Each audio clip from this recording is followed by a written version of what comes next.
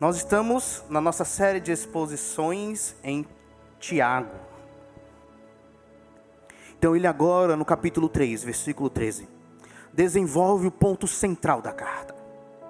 Há dois caminhos contrários, antagônicos, que somos capazes de viver em meio às provações.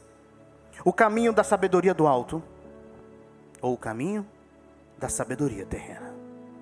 Sua ideia não é apenas informar que esses caminhos existem, mas é principalmente não deixar dúvidas de que cada caminho possui suas obras particulares, que são totalmente perceptíveis. Essas obras não se parecem, nem se confundem. Então vamos ler capítulo 3 de Tiago, versículos 13 a 18. A palavra do Senhor diz assim: quem entre vós é sábio e inteligente?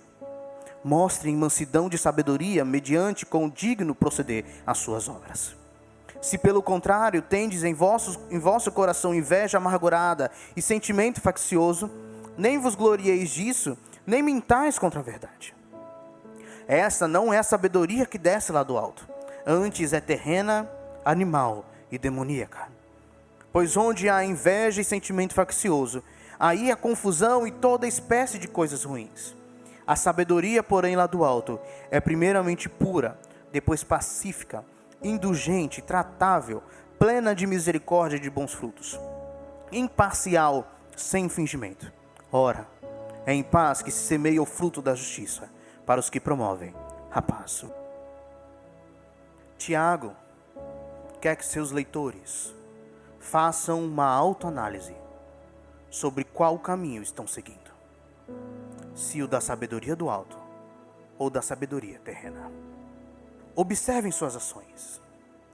Aquilo que você fala, aquilo que você faz. Observe as consequências dos seus atos nos relacionamentos. E responda: você é sábio e tem entendimento?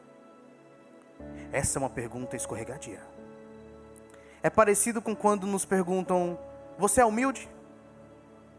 Se alguém responde prontamente: sim, sou humilde, já fica concretizado que não é.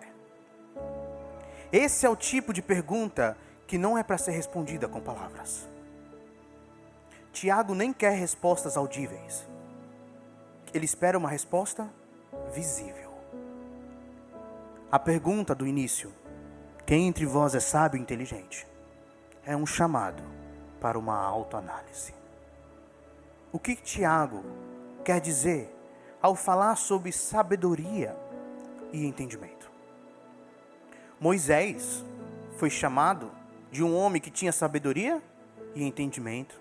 Davi foi chamado de homem sábio e com entendimento. Elias, Daniel, Salomão.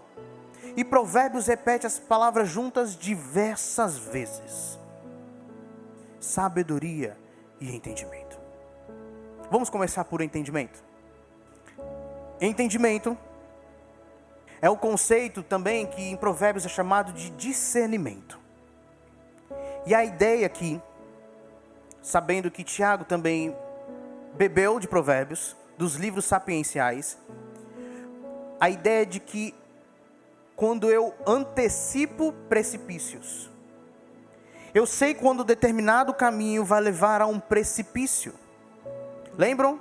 O caminho do sábio é cheio de discernimento, porque ele antecipa precipícios, ele antecipa problemas. Outra característica do discernimento, do entendimento, é saber qual a natureza do problema.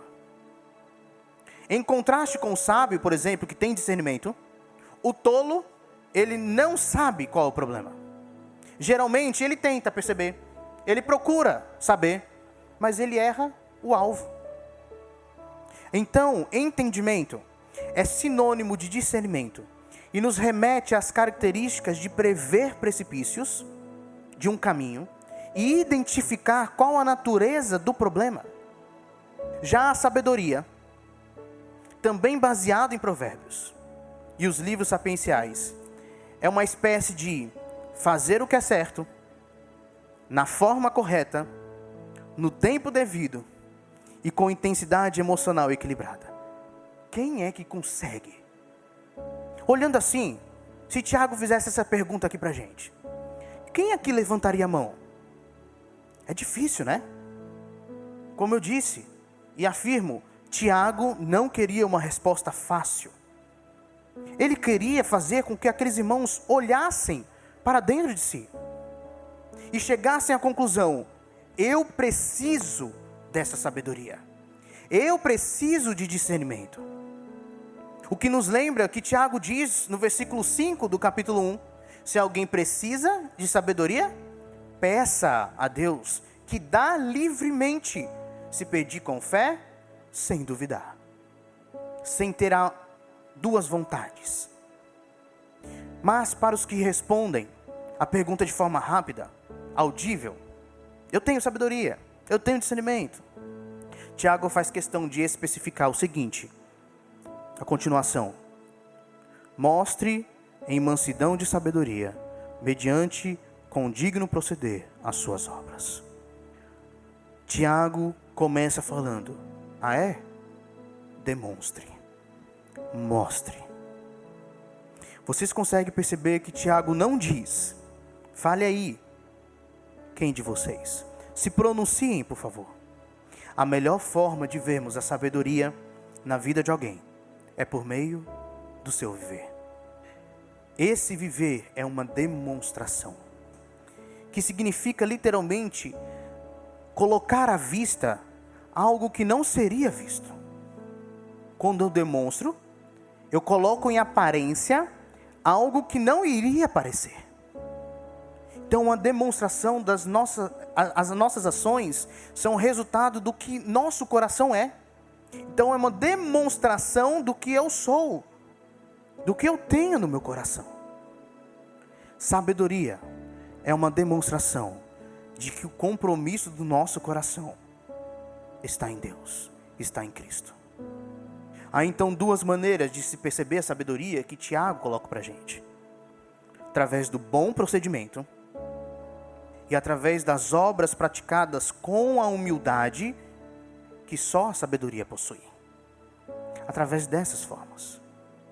Mas antes de entendermos o que Tiago quer dizer com isso, é necessário compreendermos algo que parece óbvio, mas que pode passar batido.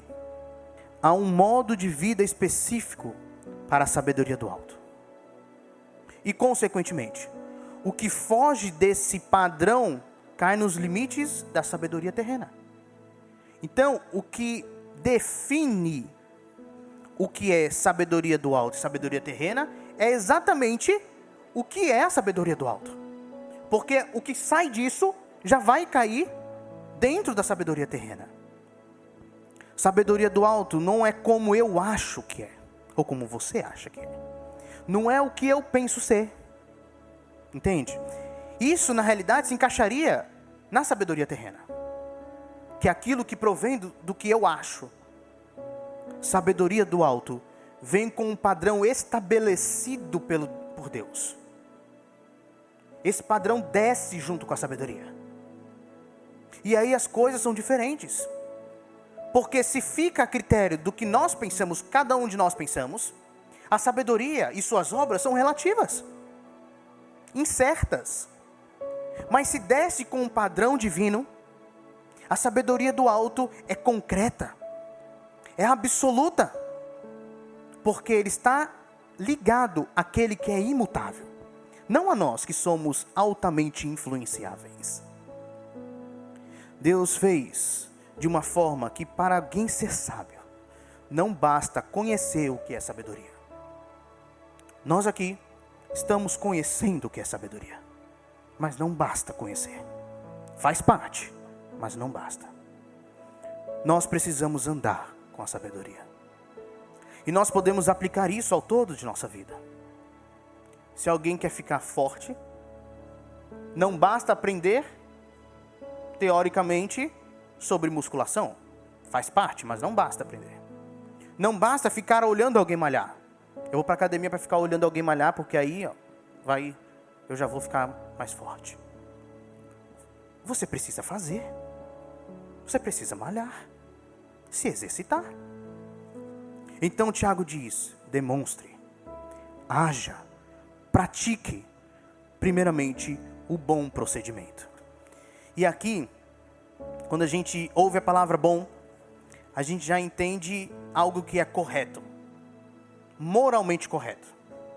Mas a ideia não é apenas algo que é moralmente correto, mas quando falava-se bom naquela época, eles entendiam também algo que é bom no sentido estético, a beleza naquilo. Por exemplo, eles iam olhar um quadro, e ao apreciar o quadro, que a gente chama de bonito, lindo, maravilhoso, eles falavam, isso é bom. Vocês lembram o que Deus falou quando Ele criou? Isso é bom. Porque o bom carrega uma característica, um caráter estético também. E isso acontece realmente. Quando você olha alguém que faz coisas moralmente erradas, isso é grotesco, feio. A feiura no moralmente errado. No moralmente correto, a beleza nisso. Quando a gente olha alguém procedendo de forma coerente com Cristo, a gente fala, que lindo veio viver dessa pessoa. Há beleza nisso. Então, o que é moralmente correto está também atrelado àquilo que é a beleza, aquilo que é bom esteticamente. Ok? E quando ele diz obras praticadas com a humildade que provém da sabedoria, Tiago aí tem um olhar, é a ideia de ter um olhar para si, sem achar que nós somos algo a mais do que realmente somos. A sabedoria é percebida naqueles que, antes de tudo, entendem quem é em Cristo, não se colocando acima das outras pessoas. Para sermos sábios, nós precisamos primeiro de um entendimento correto da nossa identidade, daquilo que a gente é. E é interessante porque eu lembro muito das nossas exposições em Filipenses. Filipenses capítulo 2, quando ele diz que nós estávamos unidos a Cristo, e por estarmos em Cristo, nós devemos ter a mesma mentalidade de Cristo. E ele vai definir mentalidade ali como colocar os interesses dos outros à frente dos nossos interesses. Como isso é difícil. Quando ele diz sobre mentalidade de Cristo, ter o coração de Cristo, depois vem aquele hino maravilhoso, o hino cristológico que fala que ele desceu e se tornou servo. Então a mentalidade de Cristo, o coração de Cristo é um coração de servo. É isso que nós somos. Servos. Essa é a nossa identidade em Cristo. A humildade está no centro da ética cristã, como um caráter determinante da vivência, da mentalidade do coração de Cristo. É a humildade, o amor. Então no versículo 14, Tiago sai da demonstração positiva para uma demonstração negativa. Quando ele diz, se pelo contrário, tendes em vosso coração inveja amargurada e sentimento faccioso, nem vos glorieis disso, nem mentais contra a verdade. Tiago, então, ele fala sobre ter no coração inveja amarga. E quando pensamos sobre inveja, pensamos normalmente em alguém que quer o que o outro tem. Não é isso? Que quer a vida do outro. Quer o bem que o outro tem. Mas também, antes de querer, é a atitude de alguém que não consegue olhar o próximo e se alegrar com a vida e conquista do próximo. Porque antes da gente desejar o que o outro tem, há em nós o sentimento de que a gente não se alegra com que aquela pessoa tenha isso. A gente quer para nós. Então, ele fala assim, se você tem no seu coração inveja amarga, e a outra palavrinha aí, sentimento faccioso, eu acho que a NVI traduz por ambição egoísta, aí é a ideia de uma disposição para gerar conflitos. Você já conheceu alguém assim? Que tem uma disposição para gerar conflitos? Gerar guerra, contenda, para quem tem desejos egoístas, o resultado será uma inveja amarga e uma disposição do coração em gerar conflitos. A pessoa vai viver de conflito em conflito, um conflito atrás do outro. O mais intrigante para mim é essa parte final do versículo 14. Quando ele diz: nem vos glorieis disso, nem mintais contra a verdade. Por que será que Tiago precisa alertar para eles e para nós, para não se gloriarem na inveja amarga ou na disposição de gerar conflitos, nem negar a verdade? Não sei se vocês já presenciaram alguém assim, que possui um egoísmo que a transforma em alguém amargo e briguento. Mas normalmente há dois tipos de atitude dessa pessoa quando confrontada. Quando essa pessoa é confrontada com a verdade, há dois tipos de atitude dela. Primeiro, se gloria. Sou assim mesmo. Tu acha que eu vou levar desaforo para casa? Minha personalidade é forte. Ou ela faz isso, se gloria naquilo que ela é, ou faz algum tipo de disseminação falsa contra a pessoa que ela inveja, para poder se exaltar, para poder se elevar. Ou negar a verdade ou negar a verdade. Porque pode ser os dois, se gloriar e negar a verdade, ou um ou outro. A ideia aqui é literalmente falsificar a verdade. Ser falsa, uma pessoa falsa. A pessoa egoísta que coloca a si mesma em um lugar de exaltação. E tudo é voltado para ela. Normalmente ela quer dar uma roupagem à realidade do seu egoísmo, negando que ela é uma pessoa assim, e inventando outro motivo que não o egoísmo para suas ações. Tiago continua enfatizando que essa atitude não faz parte do padrão das obras da sabedoria que vem de Deus. E a pergunta que a gente faz é: essa sabedoria vem de onde então, Tiago? De onde vem essa sabedoria? E ele vai falar, versículo 15: essa não é a sabedoria que desce lá do alto. Antes ela é terrena, animal e demoníaca. Não são três tipos de sabedorias diferentes: a sabedoria terrena, a sabedoria animal e a sabedoria demoníaca. Esses adjetivos se referem à mesma sabedoria. Se a sabedoria é terrena, ela também é animal e ela também é demoníaca. Isso é forte demais. A palavra terrena nos remete a uma ideia de mundana, de que pertence a esse mundo, a essa era. A palavra animal nos traz uma ideia de carnal, que não é espiritual, mas carnal. E demoníaca, que pertence a demônios. E é interessante, porque não precisa ser uma possessão para ser demoníaco ou diabólico. Não precisa ter alguém se debatendo, se contorcendo ou falando de forma estranha para ser demoníaco. Basta a pessoa ser contra a sabedoria do alto. E ele explica o porquê de ser terrena, carnal e demoníaca. Ele vai falar no versículo 16: pois onde há inveja e sentimento faccioso, aí há confusão e toda espécie de coisas ruins. O resultado, para quem anda no orgulho e egoísmo, é confusão e ações malignas. A palavra confusão traz uma conotação de desordem. A ideia é de que um egoísta age como se não tivesse uma ordem a zelar. Ele age de forma anárquica.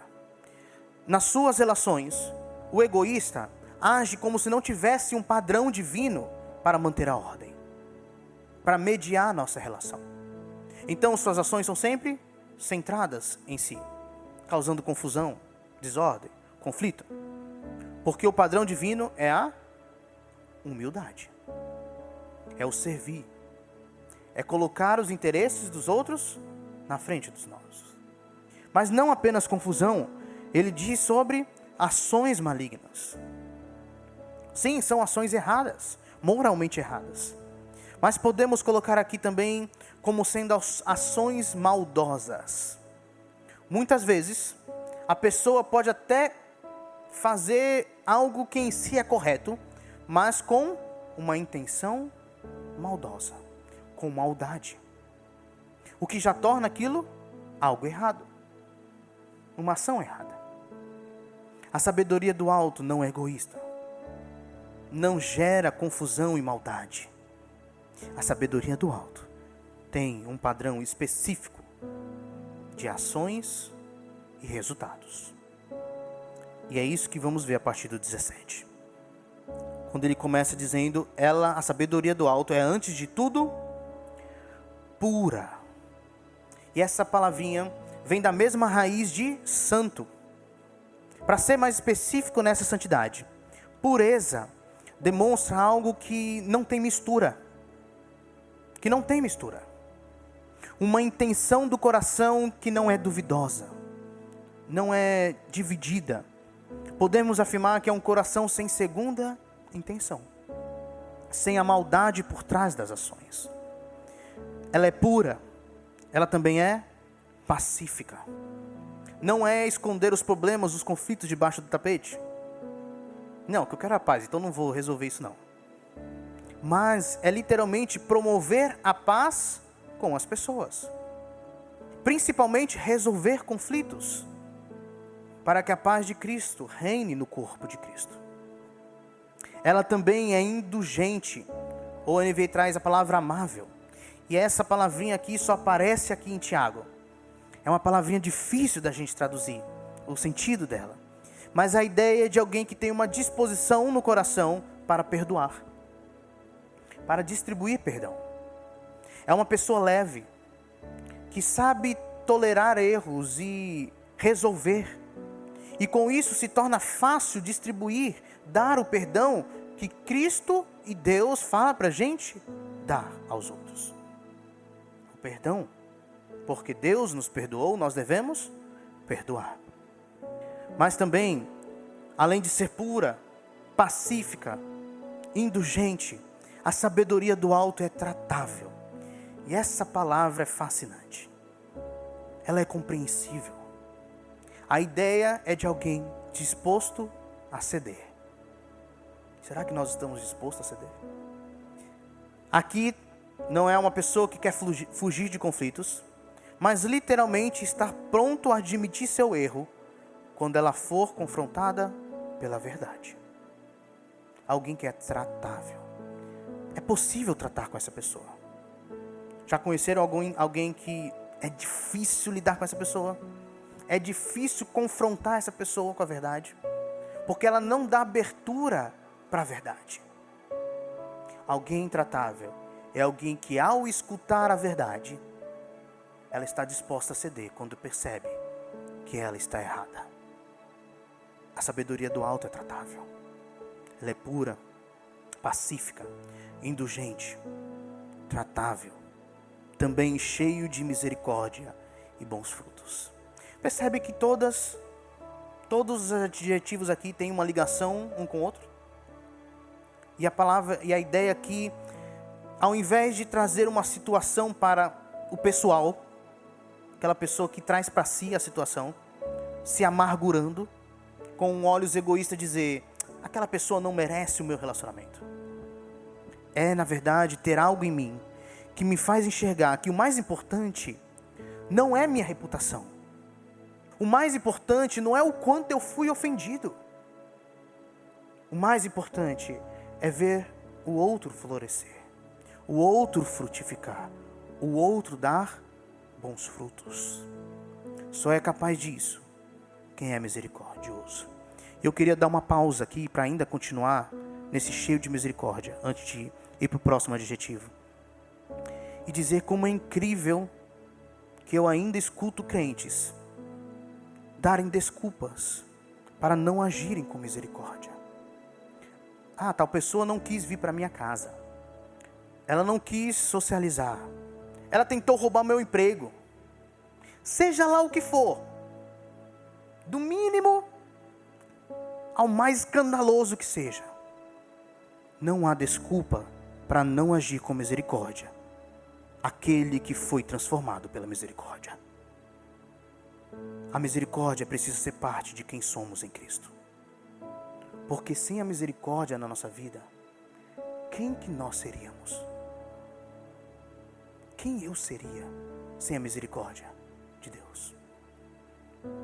Lembrando do que Tiago escreve no versículo 13 do capítulo 2, quando ele diz: porque será exercido juízo sem misericórdia sobre quem não foi misericordioso. A misericórdia triunfa sobre o juízo.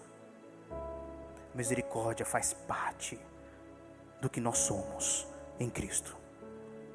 E faz parte da sabedoria do alto. A sabedoria do alto é pura, pacífica, indulgente, tratável, cheia de misericórdia e bons frutos. E ela também é imparcial. E essa palavra imparcial traz a conotação de apartidária. Apartidária. Ela não age para ganhar algo para si. Ela não usa os relacionamentos como moeda de troca. Um exemplo é quando você tem um amigo seu brigando, discutindo com outra pessoa que você não gosta tanto. E aí, nessa discussão, você percebe claramente que a pessoa que você não gosta tanto está certa. Seu amigo está errado. Mas é meu amigo. Alguém que é imparcial é alguém que fica do lado sempre da verdade. Ela é pura, sabedoria do alto. Ela é pacífica, ela é indulgente, é tratável, cheia de misericórdia e bons frutos. Ela é imparcial e ela é sem fingimento. Ela é sincera. A sabedoria, ela não é alguém tentando se passar por sábio. Ao contrário, a sabedoria do alto, ela flui de um coração compromissado com Deus e suas verdades. E não precisa forçar a aparência de sabedoria. Então ela é sincera, sem fingimento. E ele termina dizendo, no versículo 18: ora, é em paz que se semeia o fruto da justiça para os que promovem a paz. A tradução poderia ser assim: o fruto da justiça é o que é colhido das sementes que foram plantadas pelos que trabalham em favor da paz. Ou seja, quem trabalha em favor da paz, planta a semente da paz e colhe o fruto da justiça, da harmonia na sua vida. Aqui não é uma promessa de Tiago para a ausência de conflitos na vida dos que andam em sabedoria. Não quer dizer que há ausência de conflitos. Aliás, lendo isso aqui, na verdade, implica uma vida de que conflitos aparecerão. Mas nesses conflitos, os sábios plantarão sementes de paz. A sabedoria terrena e do alto possui um estilo de vida coerente com aquilo que cada uma é. Elas são contraditórias. Suas obras são antagônicas, mas são distinguíveis. Nós precisamos fazer uma autoanálise e respondermos: quem entre nós é sábio e inteligente? Baseado nos resultados, nas obras de cada uma. Quero caminhar para a conclusão. Nessa autoanálise, alguns podem olhar para si, para esse contraste, e toda ação que faz parte da sabedoria do alto, e olhar-se aqui todos os adjetivos que fazem parte, e dizer: Deus, eu não consigo. Se você chegou a essa conclusão, assim como eu digo que esse é o início para a gente conseguir. É admitirmos que somos falhos e que se dependesse de nós, estaríamos completamente imersos na sabedoria terrena. Nós precisamos da humildade, porque essa é essa raiz da sabedoria do alto na vida dos homens. Então, meus irmãos, comece mesmo admitindo sua incapacidade, mas não pare por aí. Não pare no eu não consigo. Avance para desejar ardentemente viver na sabedoria do alto. Busque, peça. Nós temos o prazer e a bênção, a graça de sabermos de onde vem a sabedoria. Nós não devemos parar no conformismo. Já que eu não consigo, deixa para lá. Não, vamos desejar. Porque o nosso problema não é que a sabedoria está em falta. Há sabedoria para todos. Ou que a sabedoria não está disponível para nós. Porque nós vimos que Tiago diz que Deus dá livremente a quem pede a sabedoria. Provérbios 1, 20 e 21 diz: a sabedoria clama em voz alta nas ruas, ergue a voz nas praças públicas, nas esquinas das ruas barulhentas ela clama, nas portas da cidade faz o seu discurso. Ela está clamando, porque Deus a fez visível. Mas quem está ouvindo o clamor da sabedoria? Quem aqui vai convidar a sabedoria para sair das ruas e entrar no seu lar? Quem aqui está disposto a dizer: vem sabedoria, mude o meu ser, transforme minha casa e minha vida, faça das minhas relações centradas em você, sabedoria? Devemos orar, pedir: Pai, eu realmente sou limitado pelo pecado e pelos meus desejos egoístas. Se dependesse da minha natureza, eu não conseguiria. Mas eu dependo de Ti, Pai. Não me deixe guiar meus relacionamentos baseados no que meu coração egoísta quer enxergar e viver. Derrame a Sua sabedoria sobre mim, para que meus relacionamentos sejam vividos à luz do Seu padrão, com humildade e bom procedimento, com pureza, paz, uma disposição a perdoar e admitir erros, transbordando misericórdia e frutificando na vida do meu irmão. Que a Sua sabedoria, Pai, me faça imparcial e sincero, sem fingimento. Eu queria chamá-los pela última vez a olharmos, a que vocês olhem esses adjetivos da sabedoria do alto. E queria perguntar para vocês: de quem vocês lembram quando vocês enxergam, quando vocês leem esses adjetivos? Eu só consigo pensar no único que viveu essas ações de forma completa, sem vacilar: Jesus Cristo. Afinal, Jesus Cristo é o Logos, o Verbo, a sabedoria que se fez carne e habitou entre nós, cheio de graça e verdade, e vimos a Sua glória. Jesus Cristo é o cabeça de quem deve fluir em nós a sua mentalidade, o seu coração, que, embora sendo Deus, como diz Filipenses, embora sendo Deus, não considerou que o ser igual a Deus era algo que ele deveria se apegar, mas esvaziou-se a si mesmo, vindo a ser servo, tornando-se semelhante aos homens.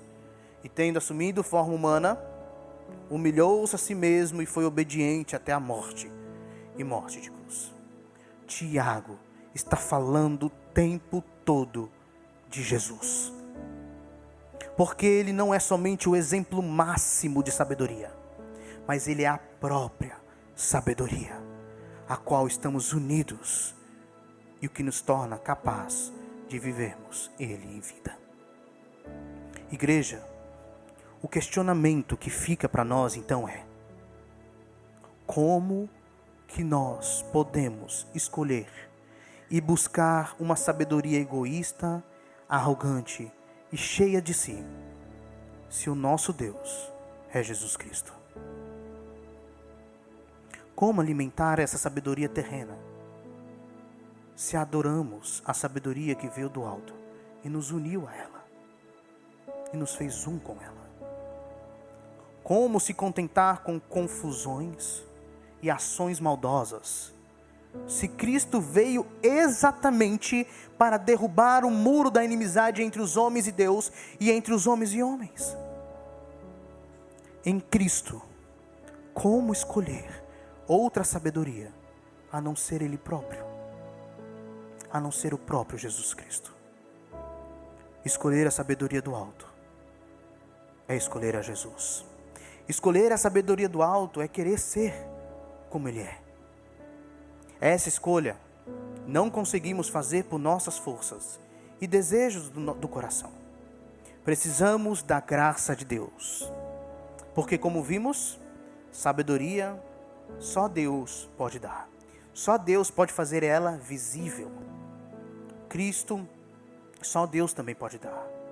É obra de sua graça. E eu vou terminar citando Jó, capítulo 28. Na resposta de Jó aos seus amigos, ele fala sobre a sabedoria. Donde, pois, vem a sabedoria?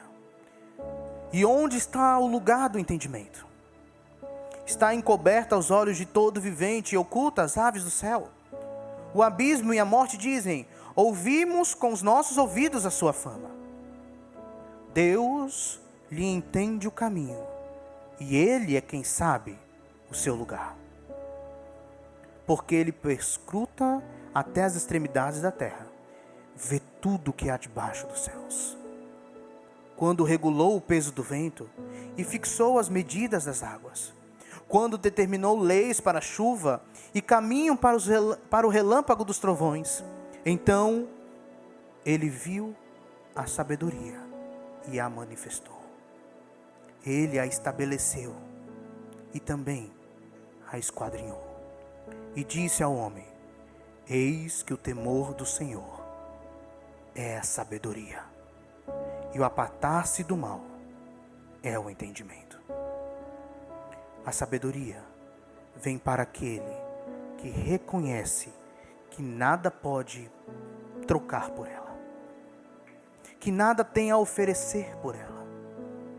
E então, ao pedir, Deus manda a sua sabedoria como um ato de misericórdia e graça, mostrando a nossa insuficiência e o poder magnífico que Ele tem.